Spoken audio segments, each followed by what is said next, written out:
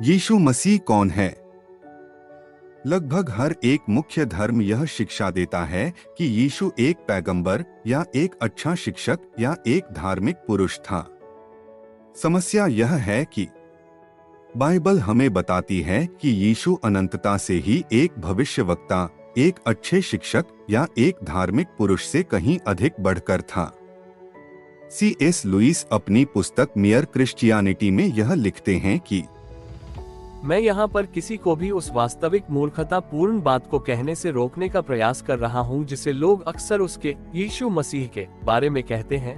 मैं यीशु को एक महान नैतिक शिक्षक के रूप में स्वीकार करने को तैयार हूँ, परंतु मैं उसके परमेश्वर होने के दावे को स्वीकार नहीं करता। यह एक ऐसी बात है जो हमें नहीं कहनी चाहिए।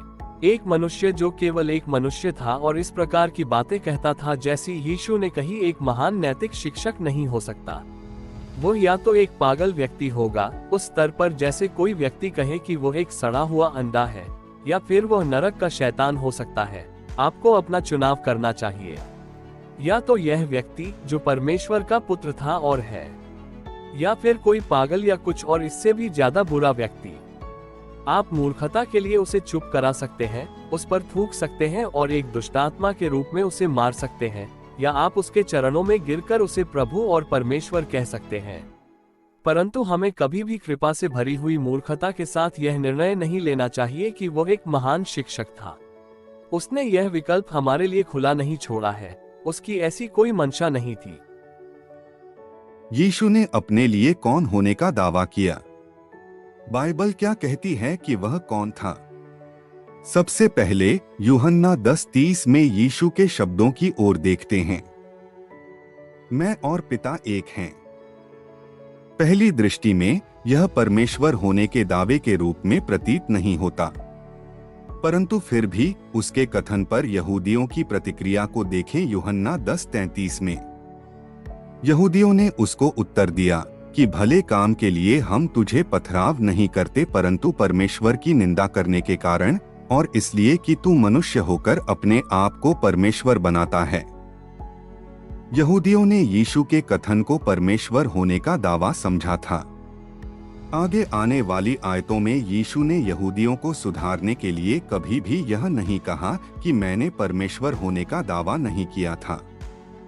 यह संकेत देता है कि यीशु यह घोषणा करते हुए कि मैं और पिता एक हैं, सच में कह रहा था कि वह परमेश्वर है। यूहन्ना 8:58 एक और उदाहरण है। यीशु ने कहा, मैं तुमसे सच सच कहता हूँ कि इससे पहले कि अब्राहम उत्पन्न हुआ, मैं हूँ। एक बार फिर प्रतिक्रिया में यहूदियों ने पत्थर उठाकर यीशु को मारने की कोशिश की। पूर्वस्तित्व का दावा करते हुए यीशु ने स्वयं के लिए पुराने नियम में परमेश्वर के नाम मैं हूँ स्वयं के लिए लागू किया। इसके लिए निर्गमन 3:14 देखें।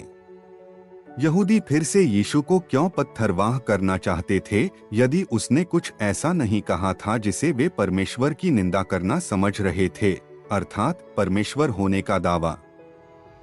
यूहन्ना 1:1 कहता है कि वचन परमेश्वर था। यूहन्ना 1:14 कहता है कि वचन देहधारी हुआ। यह स्पष्टता से संकेत देता है कि यीशु ही देह रूप में परमेश्वर है। शिष्य थोमा यीशु के संबंध में कहता है कि हे मेरे प्रभु, हे मेरे परमेश्वर।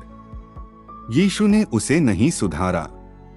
प्रेरित पौलुस उसका इस रूप में वर्णन करता है कि अपने महान परमेश्वर और उद्धारकर्ता यीशु मसीह।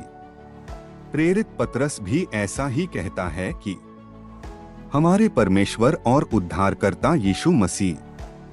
पिता परमेश्वर भी यीशु की पूर्ण पहचान का गवाह है और कहते हैं, परंतु पुत्र से कहता है कि हे परमेश्वर, तेरा सिंहासन युगानुयुग रहेगा, तेरे राज्य का राजदंड न्याय का राजदंड है। पुराने नियम की मसीह के प्रति की गई भविष्यवाणियां उसके ईश्वरत्व की घोषणा करती हैं कि क्योंकि हमारे लिए एक पुत्र दिया गया और प्रभुता उसके कांधे पर होगी और उसका नाम अद्भुत युक्ति करने वाला पराक्रमी परमेश्वर, अनंतकाल का पिता और शांति का राजकुमार रखा जाएगा। यीशु की सच्ची पहचान के ऊपर प्रश्न इतना महत्वपूर्ण क्यों है? इस बात के क्या मायने हैं कि यीशु परमेश्वर है या नहीं?